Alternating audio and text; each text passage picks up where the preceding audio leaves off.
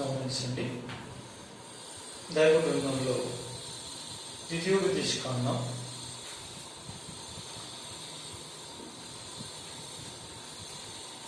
33వ అధ్యాయం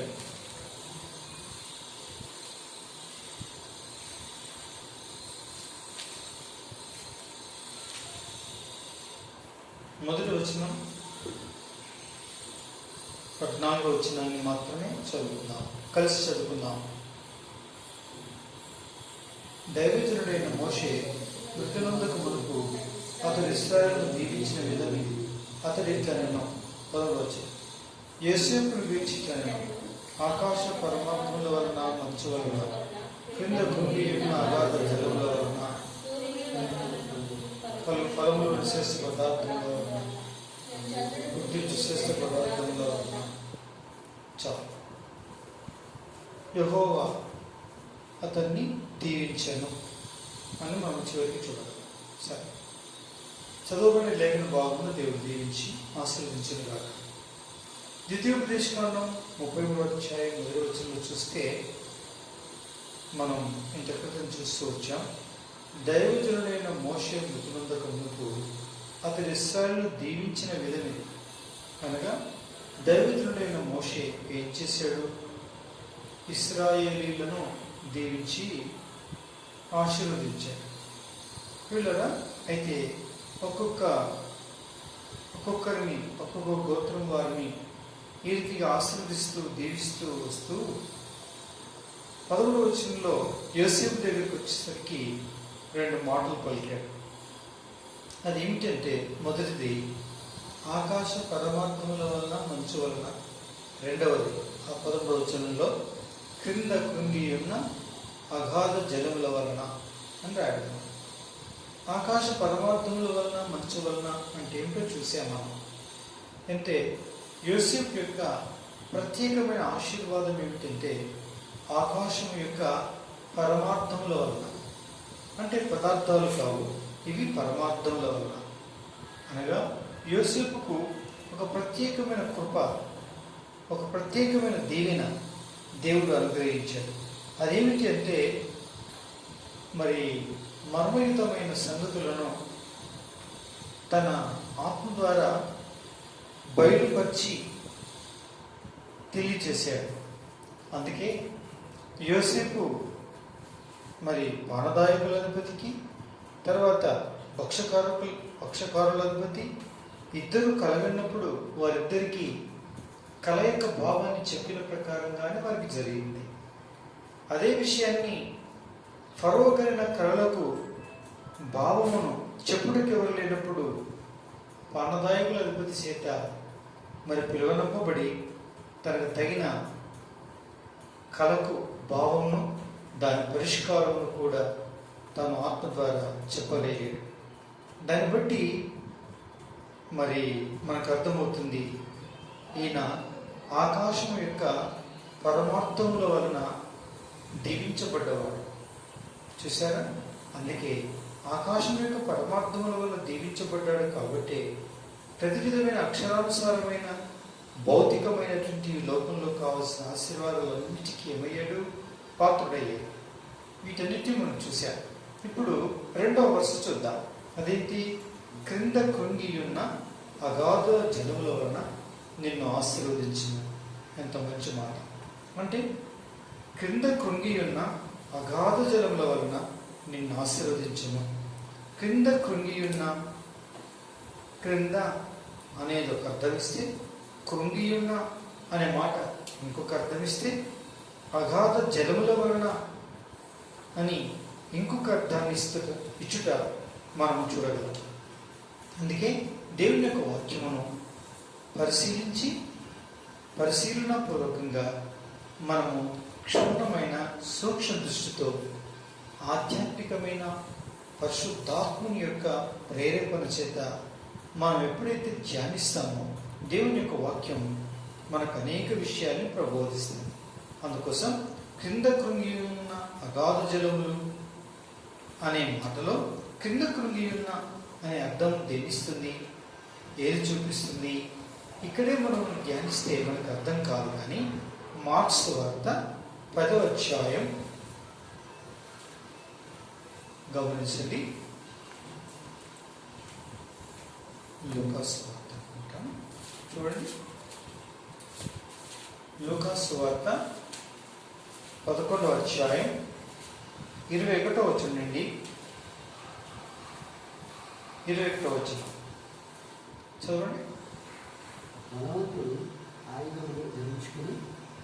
లూకా సువార్త 10వ అధ్యాయం 21వ వచనం.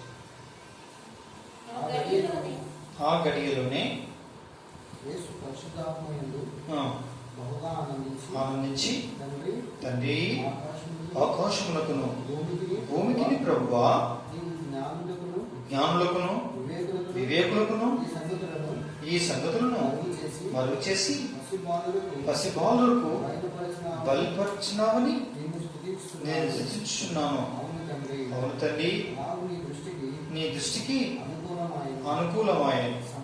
చూడండి 24 వచ్చింది, 23, 24.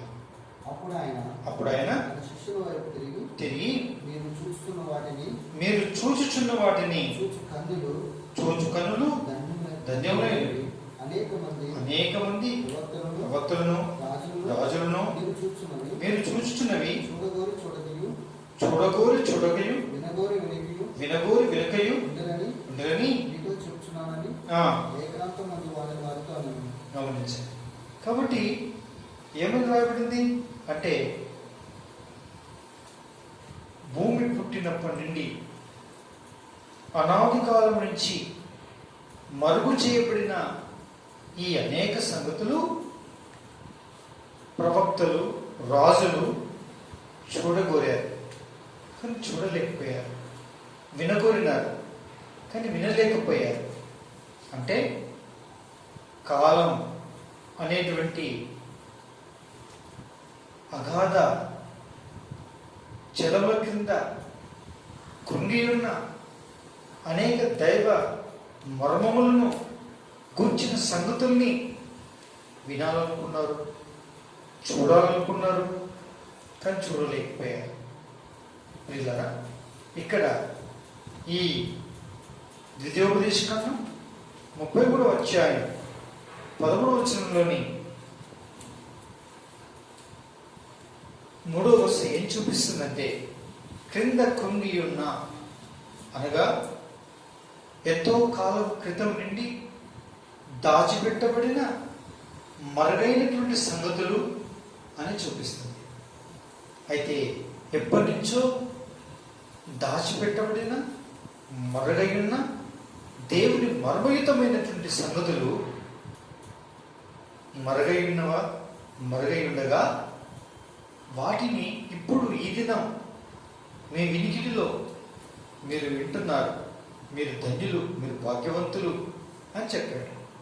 కాబట్టి పిల్లరా, ఇప్పుడు ఈ 11వ వచనంలోని 3వ వరుసలో క్రింద కృంగి ఉన్న అగాధ జలముల వలన అనేటువంటి విషయం దేని చూపిస్తుంది అనగా, అనాది కాలం నుంచి మరుగై ఉన్నటువంటి అనేక సంగతులు అని చూపిస్తుంది. అవి ఎక్కడున్నాయి? అగాధ జలముల వలన. అగాధ జలములు అంటే అంతులేని, అడుగులేని, మితిలేని జలముల వలన అవి బయలుపరచబడతాయి. అనగా జలములు అనగా మనకు ఈ సందర్భంలో దేవుని యొక్క వాక్యాన్ని చూపిస్తుంది. కాబట్టి అంతులేని ఈ దైవ వాక్యములోని నిగూఢార్థాల చేత అనాది కాలం నుంచి మరుగైనటువంటి అనేక సంగతుల్ని నేను నీకు బయలుపరుస్తాను. ఇది ఆశీర్వాదం. కాబట్టి దేవుని బిడ్డలకి రెండవ ఆశీర్వాదం ఏంటంటే, ఆకాశ పరమార్థముల యొక్క బయలుపరుపులో ఒక ఆశీర్వాదం అయితే, ఇంకొక ఆశీర్వాదం ఏమిటంటే, అనాది కాలం నుంచి మరుగై ఉన్న అనేక సంగతులను, అంతులేని అగాధ సమమైన దైవ గ్రంథములోని దైవ వాక్యములోని అనేక సంగతులను నీకు బయలుపరిచి నిన్ను ఆశీర్వదిస్తాను అంటాడు. కాబట్టి ఈ ఆశీర్వాదం వలన కలిగే లాభం ఏంటి? ద్వితీయోపదేశకం అక్షరానుసారంగా చూస్తూ వాటిని ఆత్మీయంగా మనము అర్థవంతంగా ధ్యానిస్తాం. 7వ వచనం చూడండి, 8వ వచనం, 8వ అధ్యాయం ద్వితీయోపదేశకాండం 8వ అధ్యాయం 7వ వచనం, 8వ వచనం.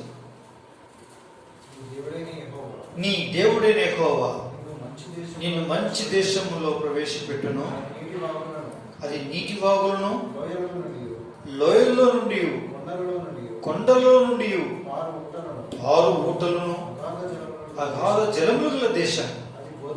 గమనించండి, ఏం దేశమో తెలుసా? అది నీటి వాగులు, లోయల నుండి, కొండల నుండి పారు ఊటలు, అగాధ జలములు గల దేశం. అగాధ జలములు గల దేశం. ఈ అగాధ జలములు కలిగినటువంటి ఈ దేశంలో ఈ నీటి వాగులు, ఈ లోయలు, కొండల నుండి ఊటలు గల అగాధ జలాలు కల ఈ దేశంలో ఈ జలం ప్రవహిస్తే ఏమవుతుంది? దేవుని యొక్క వాక్యంలో 8వ వచనం ఇప్పుడు చదువుతాం. అది గోధుమలను, ఎవలు, ద్రాక్ష చెట్లు, అంజూరపు చెట్లు, దానిమ్మ పండ్లు గల దేశం, ఒలీవ నూనెయు తేనెయు గల దేశం. వీళ్ళనా ఎక్కడైతే ఈ అగాధ జలములు ఉబికి పొగిలి ఎక్కడైతే పారుతాయో, పారేటువంటి ఆ ప్రదేశం అంతా కూడా పారుతూ ఉండగా ఏం పండుతాయి? గోధుమలు, ఎవలు, ద్రాక్ష చెట్లు, అంజూరపు పండ్లు, దానిమ్మ పండ్లు, ఒలీవ నూనె, తేనె. లెక్క పెడితే కరెక్ట్గా 7 రకాలైన అద్భుతమైన పంట పండుటను మనం చూడగలం. చూసారా? కాబట్టి అట్లయితే మనం ఇప్పుడు ఆ దేశానికి వెళ్దామా? అట్టి దేశాన్ని దేవుడు ఇచ్చినట్లు మనము మరి ప్రార్థిస్తామా అని మనం అనుకుంటే కూడదు. అంటే దాని అర్థం ఏంటంటే అక్షరానుసారమైన పంట, అక్షరానుసారమైన ఫలములు ఇవి కావు, కానీ ఇవి ఆధ్యాత్మికమైన అర్థాన్ని తెలియచేసేటువంటి విషయం. నిజముగా ఆ దేశంలో అక్షరానుసారమైన నీళ్లు ప్రవహిస్తున్నాయి, అక్షరానుసారమైన పంట పండింది. అయితే మనం ఇప్పుడు ఆ దేశంలో లేము, అలాంటి ప్రదేశంలో లేము, కానీ ధన్యులం. మన చేతిలో ఉండే ఈ ఊటలు గల్ల అగాధ జలములతో నిగూఢమైన గంధం మన చేతిలో ఉంది. ఈ గంధంలో ఉండేటువంటి ఈ అగాధ జలాలతో పోల్చబడినటువంటి అనిర్వచనీయమైన అర్థసహితమైన నిగూఢార్థాలతో కూడిన ఈ దైవ గ్రంథంలోని మాటలు ఎవరి మీద ప్రవహిస్తాయో, ఏ కుటుంబం మీద ప్రవహిస్తాయో, ఏ సంఘం మీద ప్రవహిస్తాయో, ఏ ప్రదేశంలో ఆ ప్రదేశమందున్న ఏ ప్రజల మీద ప్రవహిస్తాయో వారు పండుతారు. వారు పండుతారు. ఏం పండుతారు? గోధుమలుగా పండుతారు, ఎవలుగా పండుతారు, ద్రాక్ష చెట్లుగా పండుతారు, అంజూరపు చెట్లుగా పండుతారు, దానిమ్మ పండ్లుగా పండుతారు, నూనెయు, ఒలివ నూనెయు, తేనెయు పండువారుగా ఉంటారు. కాబట్టి ఈ నీళ్లు వాస్తవంగా ఎవరి మీద ప్రవహిస్తాయో, ఎవరిలో ప్రవహిస్తాయో వారి జీవితాలు ఇలా ఫలిస్తాయి అని అర్థం. కాబట్టి ఇట్టి నిగూఢ అర్థాలు ఎక్కడైతే ప్రబోధించబడతాయో, ఏ వ్యక్తికి ప్రబోధించబడతాయో, ఏ కుటుంబం, ఏ సంఘానికి ప్రబోధించబడతాయో, ఏ ప్రదేశం ఏ ప్రాంతంలో ప్రబోధించబడతాయో ప్రవహిస్తాయో ఆ ప్రాంతం ఇచ్చి ఏడంతల ఫలం ఏమవుతుందండి? పండుతుంది. అది దాని అర్థం. కాబట్టి నా ప్రేమించిన వాళ్ళరా, నేటి మన ప్రార్థన ఇదై ఉండాలి. ఏమని? నా దేవా, ఈ యొక్క నీటి వాగుల నీటితో లోయలు కొండల నుండి ప్రవహించు నీటి ఊటలు వెళ్ళిన అగాధ జలాలు నా మీద, నా ప్రదేశమందు ప్రవహించడానికి సహాయం చేయతండి అని మనం ప్రార్థన చేయాలి. ఎప్పుడైతే ఈ జలం మన మీద ప్రవహిస్తుందో అప్పుడు ఏమవుతుంది? ఏడంతల ఈ అద్భుతమైన పంటను పండి ఫలించి మనం ఆశీర్వదింపబడతాం. కాబట్టి ఈ పంట పండుతామా? అయితే అక్షరానుసారంగా గోధుమలు, యవలు, ద్రాక్ష చెట్లు. మరి ఆత్మానుసారంగా ఏంటి? వాటి అర్థం ఉంది. కాబట్టి పిల్లరా, మొట్టమొదటి ఈ నీళ్లు ప్రవహిస్తే ఈ అగాధ జలాలు దేవుని నిగూఢ అర్థాలతో కూడినటువంటి ఈ గుణవాక్యముల యొక్క భావాలు ఎక్కడైతే ప్రవహించబడి అర్థం చేయించబడతాయో అక్కడ గోధుమలు పడతాయి. మొట్టమొదటి గోధుమలు అంటే అర్థం ఏంటండి? గోధుమలు అంటే యోహాను సువార్త 12వ అధ్యాయం తీయండి. 12వ అధ్యాయం యోహాను సువార్త 24వ వచనం. గోధుమ గింజ భూమిలో పడి చావకుని నెడల అది ఒంటిగానే ఉండదు, అది చచ్చిన ఎడల ఫలించు. ఇది ఎవరి గురించి చెప్పాడు? 23వ వచనం. అందుకు యేసు ఇట్లను మనిషి కుమారుడు మహిమ పొందవలసిన గడియ వచ్చినది. ఎవరి గురించి చెప్పాడు? అది తన గురించి, అనగా యేసు ప్రభు గురించి చెప్పాడు. అంటే గోధుమ గింజని, ఈ గోధుమ గింజనైన నేను శ్రమపడి హింసింపబడి పాపిష్టి మనుషుల చేత అప్పగించబడి నేను నశించకపోతే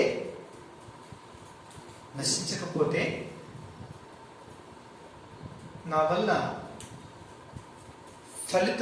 ఫలం శూన్యం. నేను సచ్చినట్లయితే తప్పనిసరిగా విస్తారంగా ఫలిస్తాను అన్నాడు. కాబట్టి ఇప్పుడు ఆయన అభిప్రాయం ఏంటి చెప్పండి? చావాలన్నా చావు, తప్పించుకోవాలన్నా చావాలని.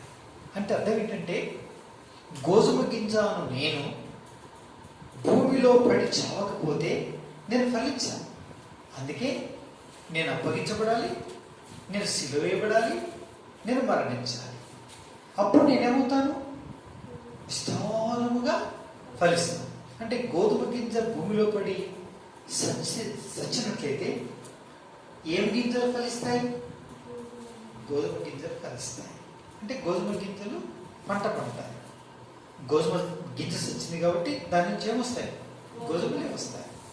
అంటే ఏం చూపిస్తుందంటే క్రీస్తు యేసుప్రభు వారు గోధుమ గింజ అయితే ఆయనకు విశ్వాసం ఉంచిన వాళ్ళందరూ ఎవరండి?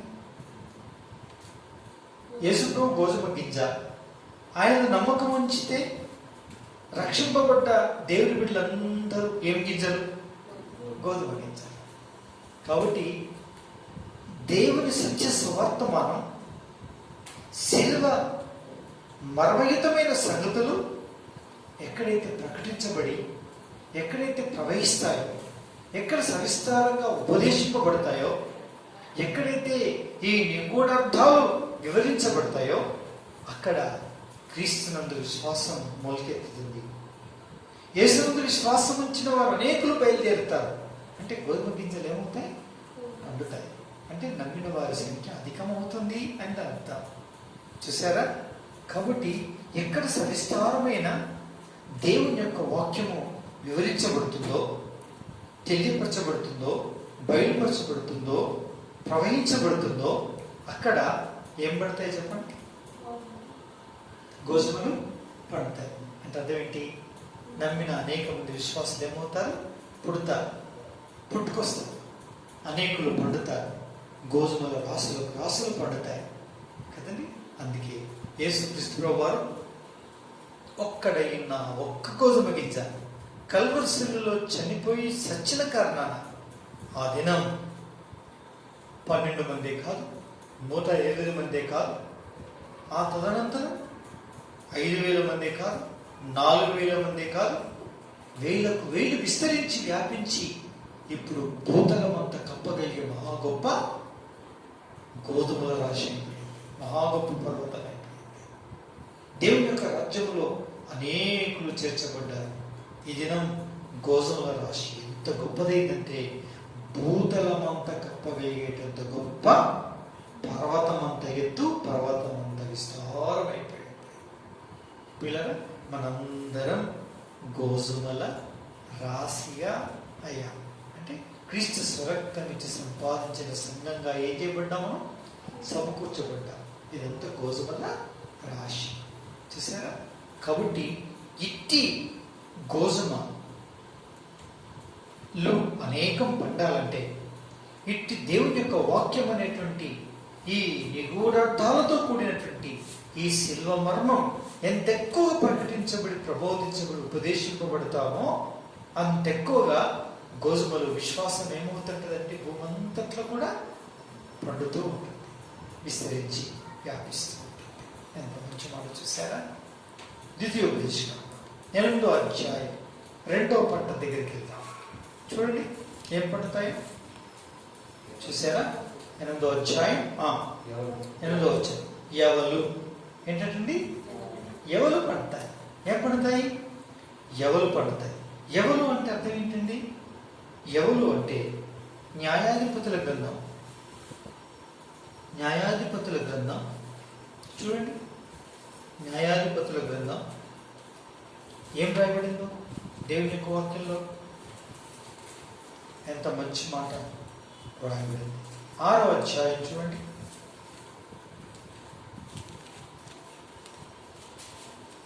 న్యాయాధిపతుల గ్రంథం సరే 7వ అధ్యాయం 7వ అధ్యాయం 11వ వచనం.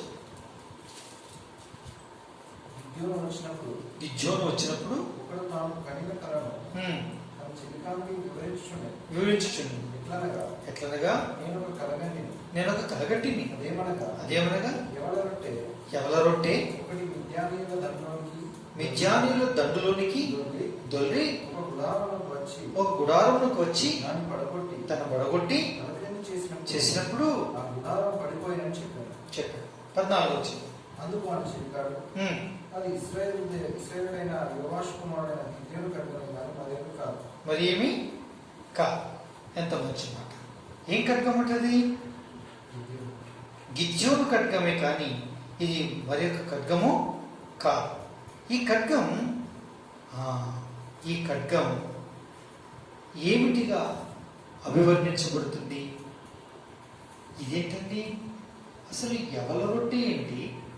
ఆ యవల రొట్టె దొరుకుతూ రావడం ఏంటి? దొరుకుతూ వచ్చినటువంటి యవల రొట్టె గుడారమును పడగొట్టడం ఏంటి? పడగొట్టబడినటువంటి ఆ గుడారం యొక్క భావార్థాన్ని మనం చూస్తే పిల్లగా ఈ ఖడ్గం, ఈ యవల రొట్టె దేన్ని చూపిస్తుంది అంటే ఎఫెసీయులకు రాసిన పత్రిక 6వ అధ్యాయం 17వ వచనం చదవండి. ఎఫెసీయులకు రాసిన పత్రిక 6వ అధ్యాయం 17వ వచనం. మరియు రక్షణ శిరస్త్రాణము దేవుని వాక్యంలో ఆత్మ ఖడ్గము ధరించుకున్నది. ఆత్మ ఖడ్గం చాలండి.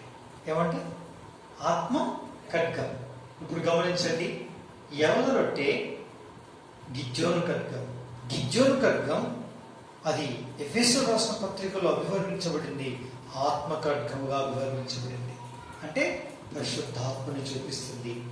కాబట్టి ఎవరు ఎలా ఉంటాయి? గుండ్రముగాను తెల్లగాను ఉంటాయి. గుండ్రముగాను తెల్లగాను ఉంటాయి.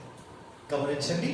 అనగా దాని అర్థం ఏంటంటే ఈ గుండ్రముగా తెల్లగా ఉండేటువంటి ఈ యొక్క దీని గుణం, దీని ఆకారము, తెల్లదనము పరిశుద్ధాత్మనికి సాదృశ్యమైనది. కాబట్టి పిల్లరా ఈ ఎవరు అనగా పరిశుద్ధాత్ముడు. గమనించండి. ఎక్కడైతే దేవుని యొక్క వాక్యము ప్రబలుతుందో, ఎక్కడైతే అగాధ జలమనబడే నిగూఢార్థాలతో కూడిన దైవవాక్యం ఎక్కడ ప్రవహించి ఉపదేశింపబడుతుందో సమృద్ధిగా, అక్కడ ఏం పండుతాయి? ఏం పండుతాయి అంటే ఎవలు పండుతాయి అంటే దాని అర్థం ఏంటి? పరిశుద్ధాత్ముడు సమృద్ధిగా ప్రవహిస్తాడు.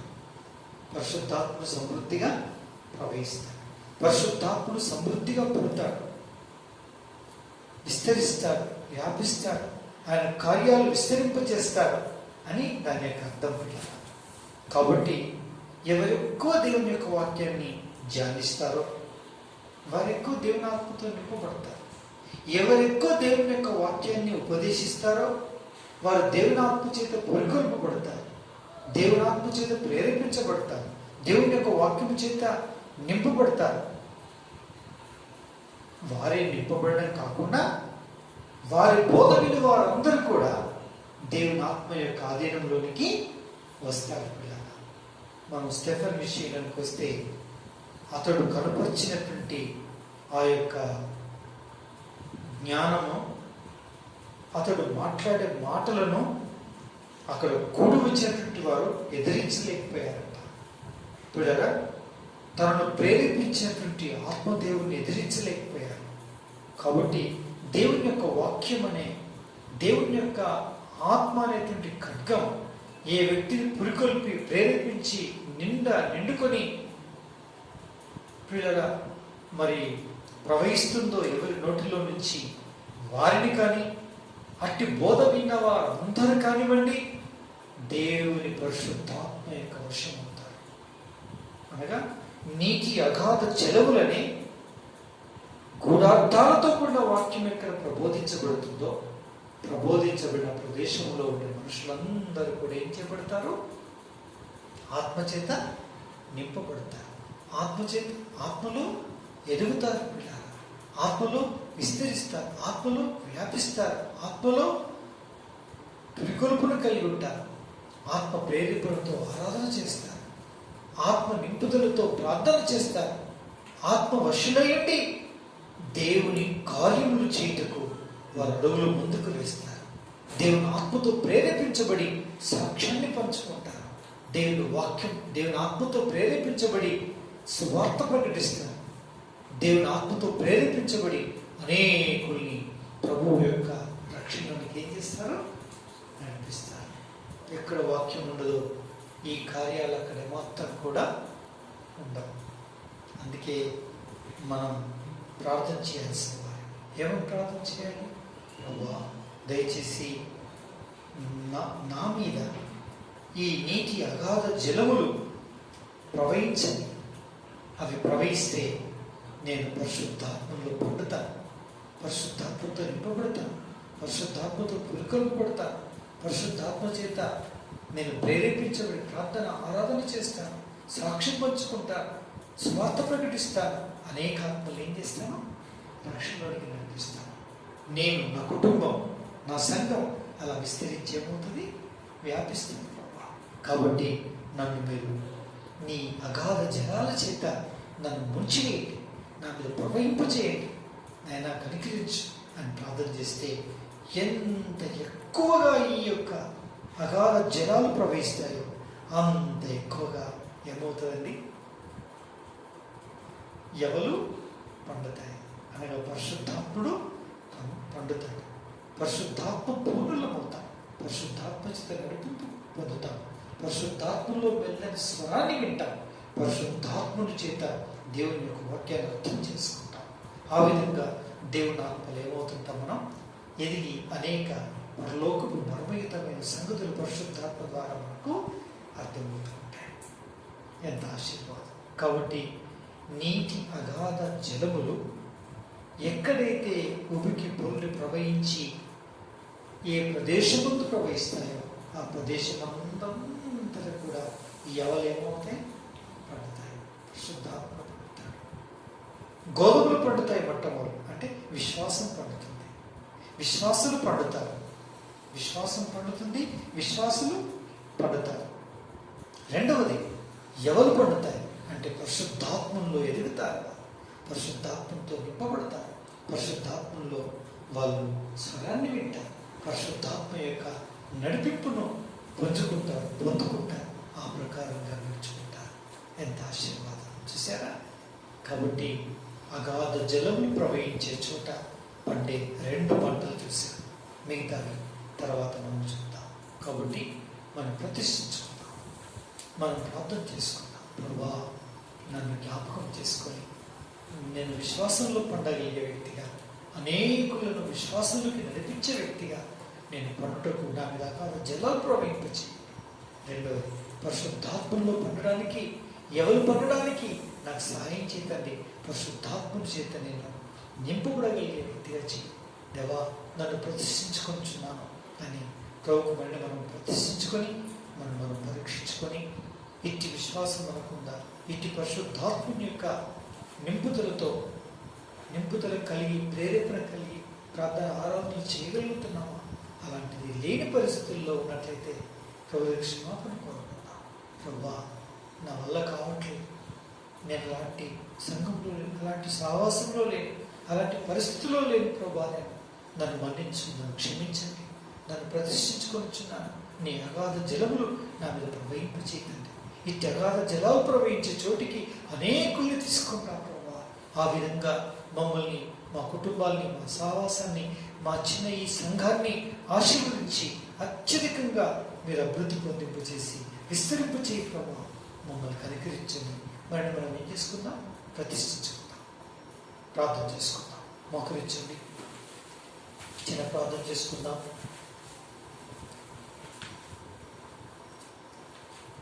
ప్రేమైన పరలోకపు తండ్రి, పరిశుద్ధమైన దేవ, హృదయపూర్వకమైన స్తోత్రములతో రాగలిగిన కృపా భాగ్యం ఇచ్చారు. అవును తండ్రి, దౌర్భాగ్యులను నీ వాక్యము నా ఎదురు తీసుకుని వచ్చారు నాయన. నీ అగాధ జలములు నా మీద ప్రవహించడం లేదు తండ్రి. అవును తండ్రి, అనేక సంవత్సరాల నుంచి, అనాది కాలం నుంచి దాచిపెట్టిన, మరుగైన అనేక సంగతులు దేవా వాస్తవంగా నాకెంతో మరుగైనవి. అవును తండ్రి, వాటిని అగాధ జలములుగా నా మీద ప్రవహింపచేసి నేను గోధుమలు పండే వ్యక్తిగా, పండించే వ్యక్తిగా, ఎవరు పండే వ్యక్తిగా నుంచి విశ్వాసములు పండే అనేకులు పండింపచేసి పరిశుద్ధాత్మని పూర్ణుడిని, పరిశుద్ధాత్మ యొక్క పురికొల్పును పొంది ప్రేరేపించబడి పరిశుద్ధాత్మ వశుడనై జీవించిన ప్రకారంగా నన్ను, మమ్మల్ని జ్ఞాపకం చేసుకుంటుంది. మమ్మల్ని ప్రతిష్ఠించుకొనొచ్చున్నాం, మమ్మల్ని అంగీకరించున్నాం, హస్తగతం చేసుకుంటాం, వందనం తెలుస్తుంది. ఇట్టి మధుర వాక్యములను, ఇట్టి అగాధ జలములు ప్రవహించే చోటికి అనేక మంది వ్యక్తుల్ని నడిపించి దేవా, విశ్వాసములు గోధుమలుగా పండేవారిగా, ఎవరులుగా పండేటువంటి వారిగా, అనగా పరిశుద్ధాత్మ పూర్ణులే దాని కొరకై జ్ఞాపకం చేసుకొని విస్తరింపు చేసి, వ్యాపింపు చేసి, మహింపదమని మమ్మల్ని మీ చేతులకు అప్పగిస్తూ వందనం చెల్లిస్తూ యేసు నామములో ప్రార్థించి సమర్పిస్తున్నాం తండ్రి.